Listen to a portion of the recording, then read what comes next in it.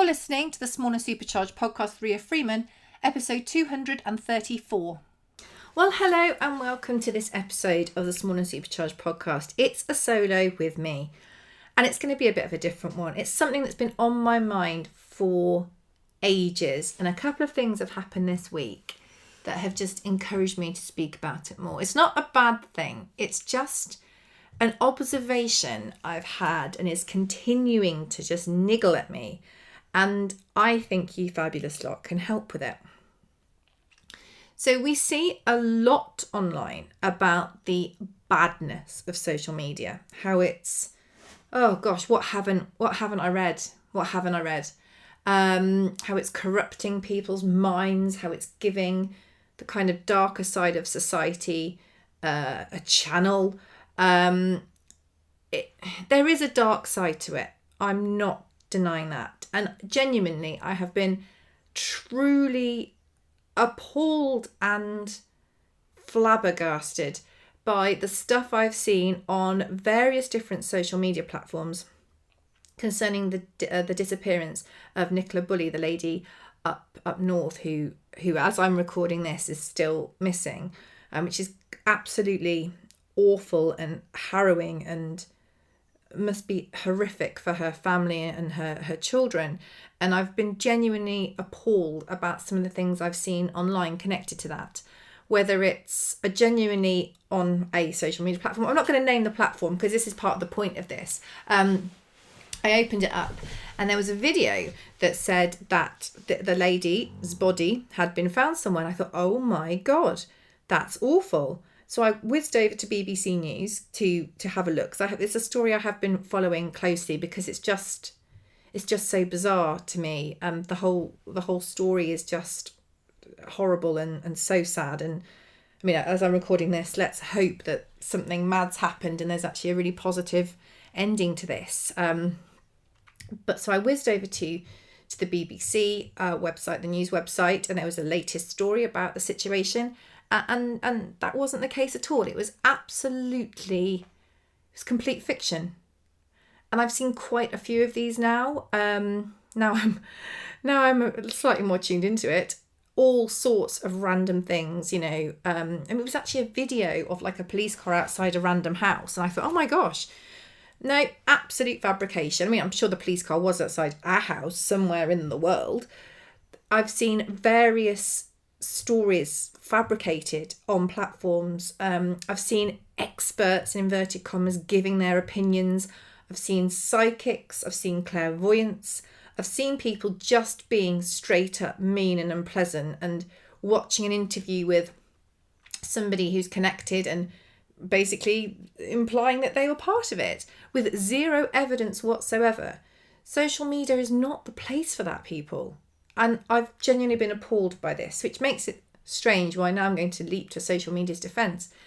But the truth is, it's not the platform that's doing this. It's the people that are using the platform.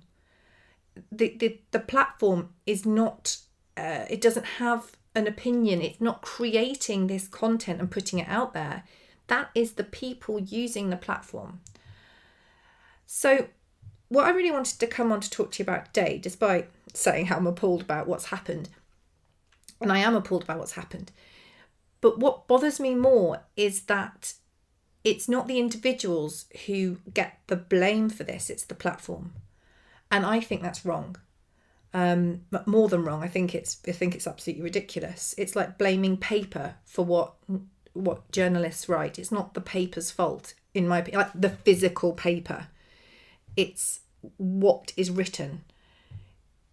It's blaming the physical television for a programme that comes on that you don't like. It's not the whatever TVs are made of, plastic and metal and magic. It's not that's fault for what we're seeing on the television. And to me, that's exactly what we're doing when we blame social media for the bad things in the world. Now, I appreciate, and I'm not naive, I don't live with my head in the clouds, I appreciate that there is a very dark side to social media. There is a side to social media where people are trolled, people have horrific direct messages. There's been a lot on recently with Emily Atack, who gets basically sexually harassed via her social media platforms every day, which is awful. And that's been quite horrible to watch.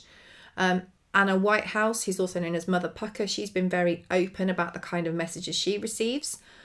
And again, I think this is awful. This is truly awful and it needs to stop. But it's the people that are sending that. The platform isn't creating those awful images. But the issue with this, and I should say the issue, that's the wrong word in this term, because I think Emily and Anna have actually done an amazing job of growing awareness around this and helping to show people that they are not alone. They are not the only ones receiving this kind of stuff. So if anyone else is having to deal with that, I think the job they've done to raise awareness, to show what to do, to provide information and to kind of get this out in the open, I think is absolutely incredible. I think absolutely well done to them, and I think they've done an incredible job. So this isn't having a go at anything like that at all. I think what they've done is brilliant. But my concern moving away from Emily and Anna particularly, but onto the general media hum, I guess, around the negatives of social media, is that what it actually does, if we filter down the line a bit, is it makes parents often very, very scared about their children using social media. I can understand to a degree why this is. I think that when we read stuff in the news, we read stuff online, it does put the fear of God into us that, our child's going to open up a platform and they're going to immediately become stalked or groomed or God knows what, which is clearly a horrible thing and a genuine terrifying worry. However, what I notice a lot in the media is that the good stuff isn't really covered because it's not particularly exciting. There have been some stories with the recent earthquake where actually social media was helping people find people that were stuck. And there have been numerous good things. Now, maybe they're not massive good things. Maybe it's not as widespread as some of the bad things that happen, or at least it doesn't get publicised or blown up as much. But there are numerous good things that happen through social media every single day. If we rewind to the pandemic, when social media for some people was the only form of contact, of communication and of community they had during the lockdown periods, that was game-changing. Being able to find like-minded people through social media who share your passions and your interests is amazing. Being able to then connect with those people in real life and find true friends who can help you along your way is amazing.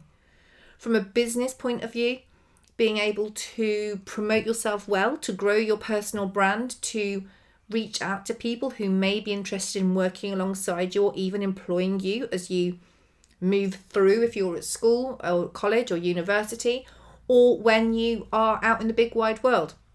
I've made some brilliant connections through social media that have helped me, have allowed me to get jobs, who I've spoken at their events, all sorts of things. I have networked on social media in different ways, and it's been hugely beneficial to me. For small businesses, social media is amazing. It has allowed people to launch businesses and grow their businesses from nothing with zero ad cost. It's allowed them to change their lives in amazing ways, have more time with their children, animals, whatever they want to have more time with, allowed them to just change the game for themselves.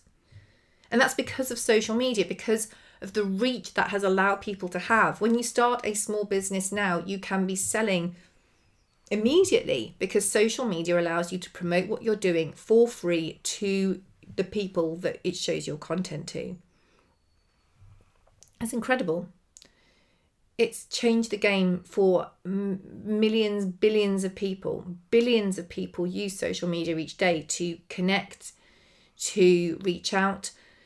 And of course, it has just been in itself, it has provided people with jobs. Influencers work through social media, content creators work through social media managers work through social media. It's provided a whole different industry as well.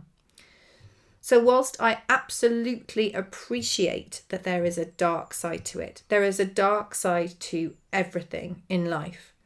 If you read about every crime, everything that happens locally, you would probably be scared to leave your house. And that's not necessarily because, I'm not saying you shouldn't leave your house at all. It's just what we absorb, what we get absorbed by, and what we learn about. I don't read the local news around here. I don't read about things that happen around here.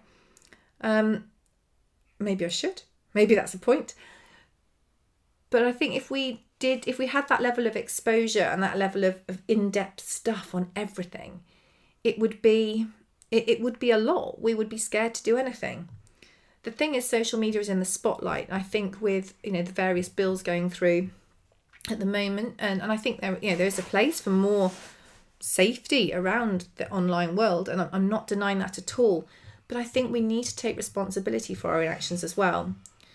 And I feel like, whilst it is important to be aware of that dark side, it is also very important to be aware of and teaching around the light, around the good things that can happen, around the skills that social media can help children, help younger people learn, trying to encourage that openness between people. So if something a bit strange does happen, there is that opportunity for discussion around it rather than thinking it's you.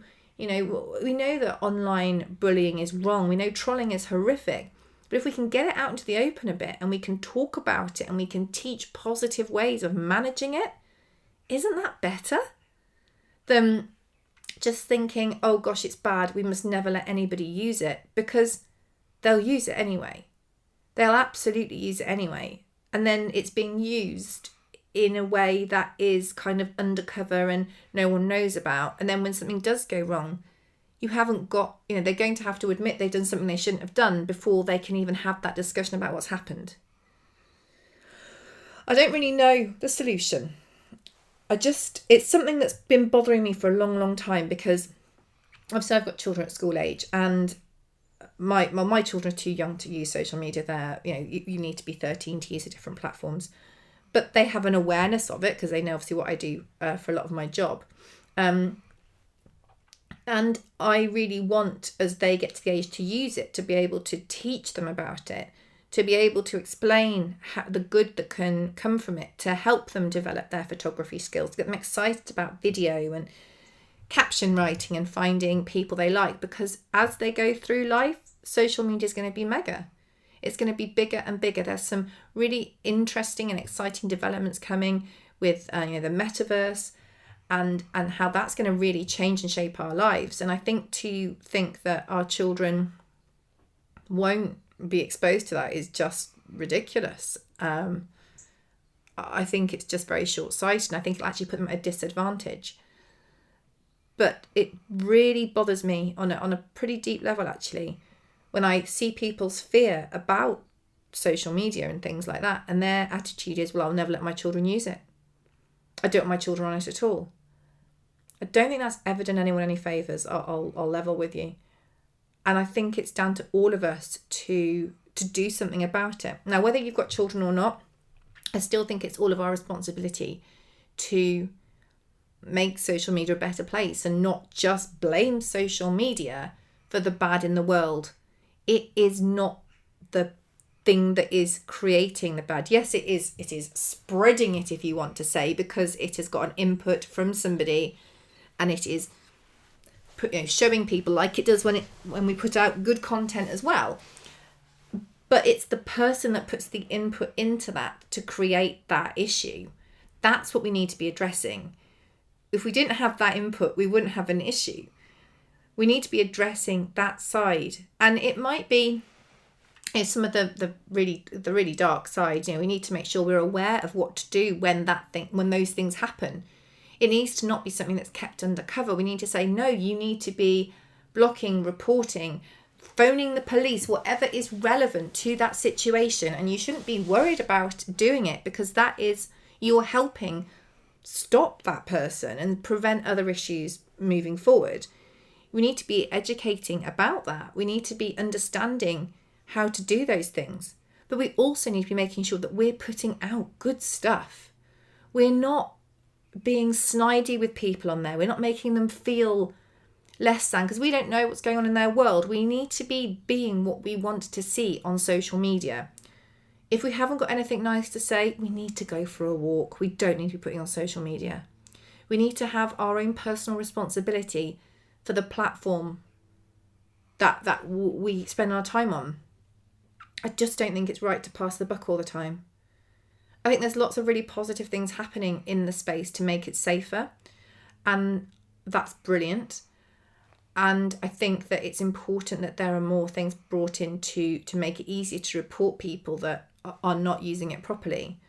But we need to also look at the bigger picture. These are the minority. We need to look at the bigger picture of all the positive that happens and work with that. Educate around that, get excited about that. And it happens with, with people who aren't children as well. I know of many people who, particularly if they're sole traders and they're a little bit more nervous about what they do, they're worried about going on social media and promoting what they do, because what if someone's mean? What if this happens? What if they get trolled? Now, the problem is, I can't say that won't happen. I can only ever say to people that if that happens, you will deal with it, and there are things you can do to deal with it. But should we even be having those worries that we do something and we'll get, people being really mean for us about it, particularly if it's something that we feel vulnerable about, we're excited about, we're scared about? So whilst these aren't the huge dark subjects I'm talking about, it's not people sending you messages where they're naked or flashing at you. Don't do that either. But even just the little things we can do to make the environment better, a nicer environment for people to hang out, let's do that. And if you have got children as well, it's not up to me to tell you how to parent at all. I only know what I'm doing with my children. But I do think that being educated about it, doing your own research. If you're listening to this, you obviously have got an awareness of social media and how it works. But I do think it's such an important thing. And I can just see it coming out in different ways at the moment. And it worries me that we're just shutting off something that they're going to need to know about. It's a dark one. It's not a dark one. It's a deep one today. It's been bouncing around my head a lot, and a few things have happened in the last couple of weeks with conversations I've been involved in with people. And it's just made me feel quite frustrated, and like I am like I am that cheerleader for social media. And whilst I obviously am, it's deeper than that. It's not just that I'm a cheerleader. It's that I am a cheerleader. It's that I feel like I can see the bigger picture here, and we need more people that can see the bigger picture and that are taking positive steps so no one's disadvantaged, and we're not living in fear of the minority or the rare occurrences, but we are equipped to deal with them, but we're also really focusing on the positives too. Here endeth that lesson. I'd love your thoughts on this. I really would, because I know it's a difficult subject, and I nearly didn't. I normally talk to you about like strategy or things like that. I'm sure normal service will resume soon, but it's been on my mind a lot. And I think it is important to share. It's important to share these thoughts and ideas. And I would love your thoughts.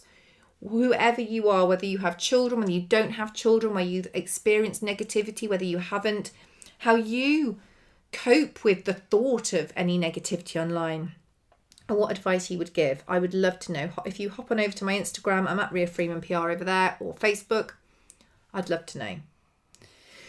Take great care, and we will catch up next week for an interview, and we will speak soon. Thanks so much.